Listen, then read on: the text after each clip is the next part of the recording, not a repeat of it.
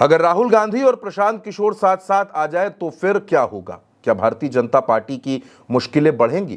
क्या प्रशांत किशोर जो अब विधायक बन चुके हैं, अगर वो इंडिया गठबंधन का हिस्सा बनते हैं तो भारतीय जनता पार्टी को कितनी चुनौतियों का सामना करना होगा?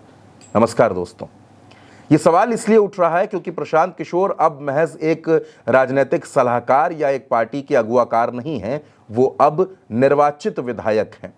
चुनाव लड़कर वो विधानसभा पहुंच रहे हैं। विधानसभा में बहुत जल्द उनका शपथ ग्रहण भी होना है और अब प्रशांत किशोर से लोगों की उम्मीदें भी बढ़ी हैं। अब प्रशांत किशोर की आवाज पहले से ज्यादा मजबूत हो गई है। अभी तक प्रशांत किशोर जनता के बीच में प्रेस कॉन्फ्रेंस करके अपनी बात को रखते थे, लेकिन अब बिहार के मुद्दों पर वो विधानसभा में खड़े होकर बोलेंगे, सवाल भी पूछेंगे और सरकार पर हमले भी करेंगे। लेकिन सवाल यह है कि प्रशांत किशोर की राजनीति का अगला पड़ाव क्या है? प्रशांत किशोर का अगला स्टेप क्या है? क्या प्रशांत किशोर विपक्ष के साथ जाकर भारतीय जनता पार्टी के खिलाफ 2029 के लिए माहौल तैयार करेंगे? दोस्तों, ये बात किसी से छिपी नहीं है कि प्रशांत किशोर के विपक्षी दलों में तमाम नेताओं से अच्छे रिश्ते हैं, चाहे वो कांग्रेस में हो, चाहे वो दक्षिण भारत की राजनीति में हो। और हाल ही में उन्होंने महाराष्ट्र में सुनेत्रा पवार से मुलाकात की है। हालांकि सुनेत्रा पवार सत्ताधारी गठबंधन का हिस्सा हैं, उप मुख्यमंत्री हैं, लेकिन प्रशांत किशोर की मुलाकातों के अलग अलग मायने निकाले जा रहे हैं। प्रशांत किशोर को विजय के दोस्त के तौर पर भी जाना जाता है। तमिलनाडु के मुख्यमंत्री स्टालिन विजय और प्रशांत किशोर की जो मित्रता है वो किसी से छिपी नहीं है।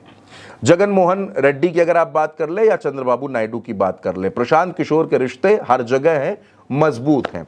ऐसे में बहुत से लोगों का यह आकलन है, बहुत से लोगों को ऐसा लगता है कि प्रशांत किशोर उत्तर प्रदेश के विधानसभा चुनाव के बाद इंडिया गठबंधन के साथ आ सकते हैं, इंडिया गठबंधन का हिस्सा बन सकते हैं, यानी जनसुराज इंडिया गठबंधन में शामिल हो सकती है और तब 2029 का लोकसभा चुनाव बहुत रोचक हो जाएगा।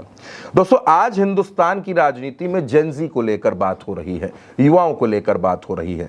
अगर आप राहुल गांधी को देखें, विजय को देखें, अखिलेश यादव को देखें, प्रशांत किशोर को देखें, तेजस्वी यादव को देखें, तो ये जो यंग लीडरशिप है, ये जो अलग अलग दल हैं, अगर ये सब एक प्लेटफॉर्म पर आते हैं, एक मंच पर आते हैं, और इसमें आप पश्चिम बंगाल में अभिषेक बैनर्जी को भी जोड़ सकते हैं, महाराष्ट्र में उद्धव ठाकरे के बेटे आदित्य ठाकरे भी हैं, ये जो यंग लीडरशिप है, अगर ये सब एक मंच पर आते हैं तो फिर हिंदुस्तान की राजनीति में एक बड़ा बदलाव जरूर देखने को मिलेगा।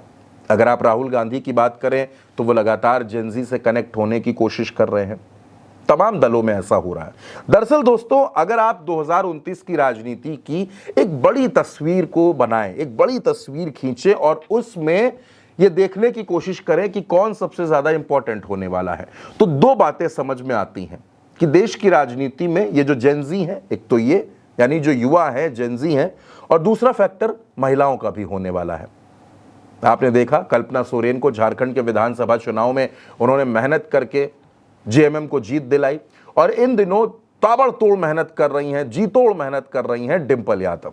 यानी महिलाओं की जो राजनीति है और युवाओं की राजनीति है, उसको समझना, उसको एड्रेस करना हर सियासी दल के लिए बहुत जरूरी हो गया है। इसी वजह से यह सवाल भी उठ रहा है कि प्रशांत किशोर अब आगे क्या करेंगे? वो महज विधायक बनकर तो रहेंगे नहीं। जाहिर सी बात है कि अपनी पार्टी को मजबूत करेंगे, अपने संगठन को मजबूत करेंगे, अपने नेताओं को ताकत देंगे। लेकिन यह तो बिहार की बात हो गई। जो नेशनल पॉलिटिक्स है, जो राष्ट्रीय राजनीति है, उसमें प्रशांत किशोर की भूमिका क्या होने वाली है? क्या प्रशांत किशोर इंडिया गठबंधन का हिस्सा बनेंगे? और अगर बनेंगे तो फिर उनकी शर्तें क्या होंगी, किस तरीके से शामिल होंगे? और अगर राहुल गांधी के साथ प्रशांत किशोर आते हैं तो यह भारतीय जनता पार्टी के लिए कितना बड़ा चैलेंज बनेगा? अभी इस पर भी तमाम तरीके की चर्चाएं चल रही हैं। आप क्या सोचते हैं? आप अपनी राय हमें कमेंट बॉक्स में जरूर बताइएगा।